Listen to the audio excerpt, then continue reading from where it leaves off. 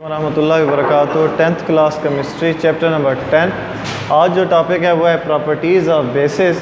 Last time जो हमने पढ़ा था वो यूजेस ऑफ बेसिस के बारे में पढ़ा था, बेस के यूजेस पढ़े थे हमने। आज जो टॉपिक है वो है प्रॉपर्टीज़ ऑफ बेसिस, यानी कि बेसिस की खसूसियात। बेसिस जो हैं वो दो तरह की प्रॉपर्टीज़ शो करते हैं, फ़िज़िकल प्रॉपर्टीज़ और केमिकल प्रॉपर्टी। तो सबसे पहले पढ़ने जा रहे हैं बेसिस की फ़िज़िकल प्रॉपर्टीज़ के बारे में। और फ़िज़िकल प्रॉपर्टीज़ का ताल्लुक़ होता है उनकी फ़िज़िकल स्टेट से, यानी कि ज़ाहरी हालत से। तो बेसिस की जो फ़िज़िकल प्रॉपर्टीज़ हैं उनमें जो सबसे पहली प्रॉपर्टी है वो है इनका टेस्ट, कि इनका टेस्ट क्या होता है। और टेस्ट जो है ये एक फ़िज़िकल प्रॉपर्टी है जो कि ताल्लुक़ रखती है फ़िज़िकल स्टेट से। तो जो बेसिस होते हैं, बेस का जो टेस्ट होता है वो बिटर होता है। बिटर मीन्स कड़वा, के तमाम जो बेस होते हैं वो कड़वा जायका रखते हैं और जब उन्हें छूते हैं तो वो स्लिपरी टच देते हैं, यानी कि फिसलन महसूस होती है। तो जो बेस होते हैं वो बिटर यानी कि कड़वा जायका रखते हैं और साथ ही जब हम उन्हें छूते हैं तो फिसलन सी महसूस होती है। जैसा कि इसकी मिसाल ले लें साबुन की, सोप की, जो हम घरों में इस्तेमाल करते हैं। साबुन का जो जायका होता है वो कड़वा होता है और छूने पर फिसलन महसूस होती है, क्योंकि जो साबुन है वो एक बेस से बना होता है और वो बेस है सोडियम हाइड्रोक्साइड, जो कि हम लास्ट लेक्चर में पढ़ चुके हैं कि sodium hydroxide caustic soda used in the manufacturing of soap. तो साबुन के अंदर भी बेस होता है और उस बेस की वजह से साबुन का जायका कड़वा होता है और साथ ही फिसलन महसूस होती है। ये है बेस की फर्स्ट फिज़िकल प्रॉपर्टी। सेकंड जो फिज़िकल प्रॉपर्टी है वो है कलर आइडेंटिफिकेशन, किन के रंग की पहचान। रंग की पहचान करने के लिए ख़ास किस्म का कागज़ इस्तेमाल करते हैं और उस कागज़ का नाम है लिटमस पेपर। तो लिटमस पेपर का इस्तेमाल करके हम बेस की पहचान करते हैं थ्रू कलर, उसके रंग से। तो बेस की पहचान रंग की पहचान करके भी हो सकती है और उसके मकसद के लिए हम लिटमस पेपर इस्तेमाल करते हैं। यहाँ पर जो लिटमस पेपर इस्तेमाल किया जाता है वो रेड कलर का होता है। जब रेड कलर के लिटमस पेपर को हम बेस के अंदर डालते हैं तो बेस उस रेड कलर के लिटमस पेपर का कलर चेंज कर देता है ब्लू के अंदर। तो अगर रेड लिटमस पेपर का कलर ब्लू में चेंज हो जाए तो समझ लें वो चीज़ बेस है। जैसे कि रेड कलर का लिटमस पेपर उठाएं और उसे साबुन के ऊपर रख दें तो थोड़ी देर के बाद उसका जो कलर है वो ब्लू हो जाएगा, जिससे ये ज़ाहिर होगा कि जितने भी बेस होते हैं वो रेड लिटमस पेपर को ब्लू में चेंज कर देते हैं। तीसरी जो प्रॉपर्टी है कि ये जितने भी बेस होते हैं वो कुरेसिव होते हैं, यानी कि जलन पैदा करते हैं। लेकिन उनके लिए एक शर्त है, वो शर्त ये है कि अगर वो बेस कंसनट्रेटेड हालत में होंगे तो वो कुरेसिव होंगे, अदरवाइज़ नहीं होंगे। कंसनट्रेटेड कहते हैं खालिस हालत में। अगर बेस खालिस हालत में होगा तो वो जलन पैदा करेगा, यानी कि वो कुरेसिव होगा, अदरवाइज़ वो कुरेसिव नहीं होगा। तो bases are corrosive in concentrated form. अगर वो कंसनट्रेटेड फॉर्म में नहीं है तो वो कुरेसिव भी नहीं है, और कुरेसिव कहते हैं जलन पैदा करने वाले। चौथी जो इनकी फ़िज़िकल प्रॉपर्टी है कि जितने भी बेस होते हैं वो अच्छे कंडक्टर होते हैं।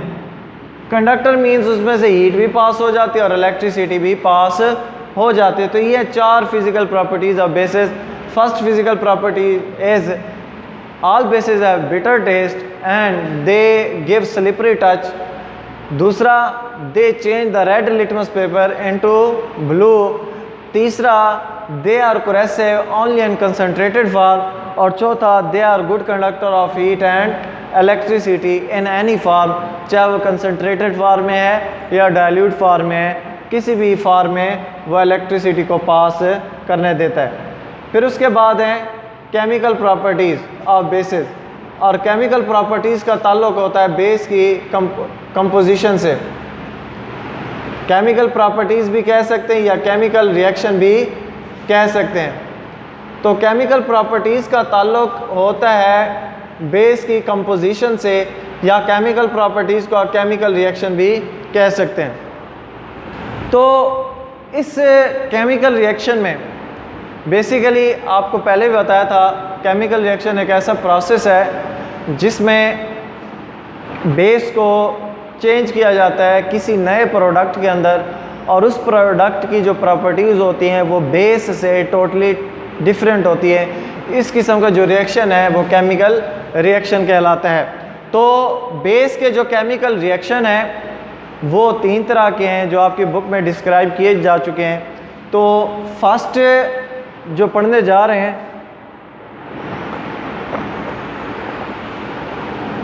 फर्स्ट जो रिएक्शन है वो है रिएक्शन ऑफ बेस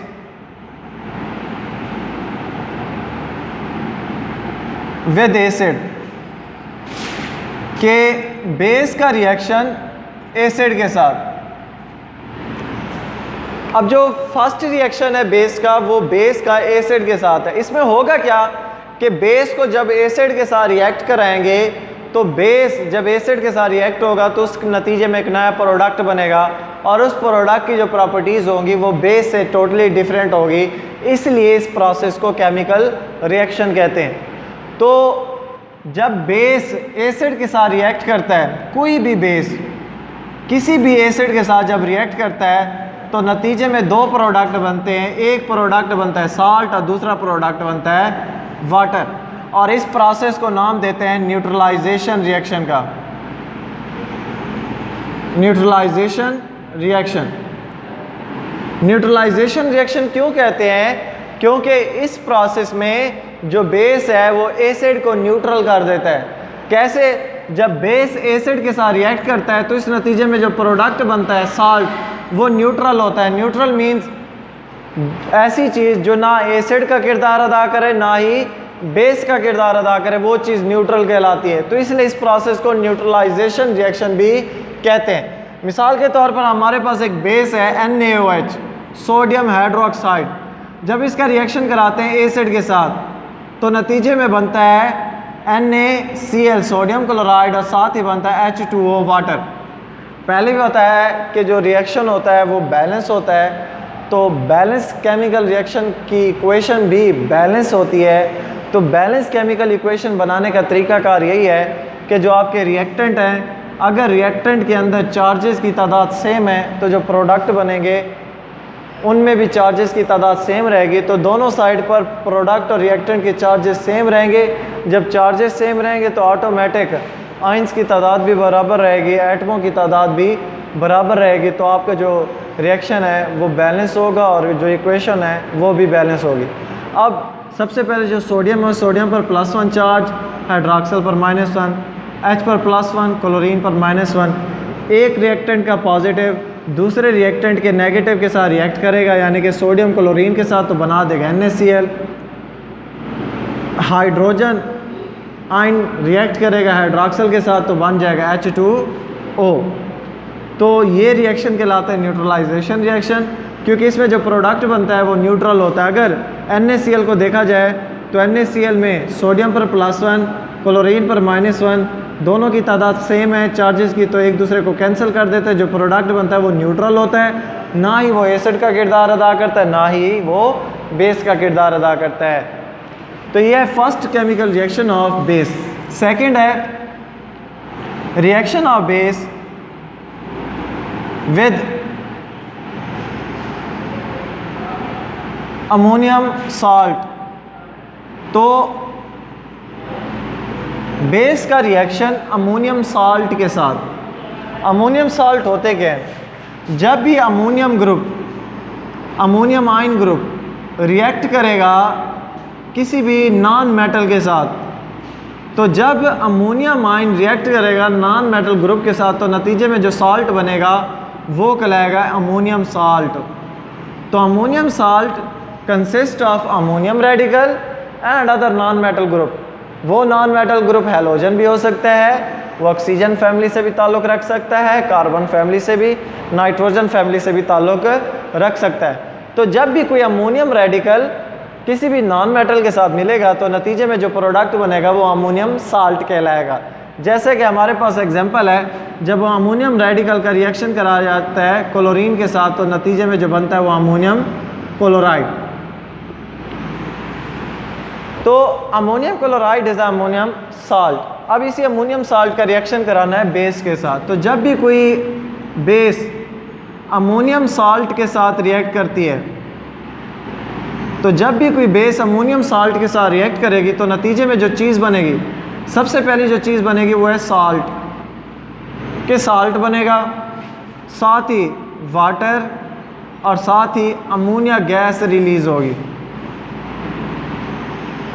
तो जब भी बेस अमोनियम साल्ट के साथ रिएक्ट करते हैं तो तीन चीज़ें बनाते हैं, साल्ट, वाटर और यहाँ पर जो गैस रिलीज़ होती है वो गैस होती है अमोनिया गैस। मिसाल के तौर पर हमारे पास एक बेस है NaOH, इसका रिएक्शन कराते हैं अमोनियम साल्ट यानी कि NH4Cl, और NH4Cl कहते हैं अमोनियम क्लोराइड को। ये अमोनियम है और ये क्लोरीन है, जब रिएक्ट करते हैं तो बनता है प्रोडक्ट अमोनियम क्लोराइड। अब अमोनियम क्लोराइड का बेस के साथ रिएक्शन कराते हैं तो नतीजे में जो पहली चीज़ बनती है वो है साल्ट, दूसरा वाटर और तीसरी जो चीज़ हासिल होती है वो अमोनिया गैस। और गैस के साथ अपवर्ड एरो की अलामत लगाई जाती है और अपवर्ड एरो की अलामत शो करती है कि ये गैस है जो यहाँ से रिलीज़ हो रही। अब इक्वेशन जो है वो बैलेंस केमिकल इक्वेशन है।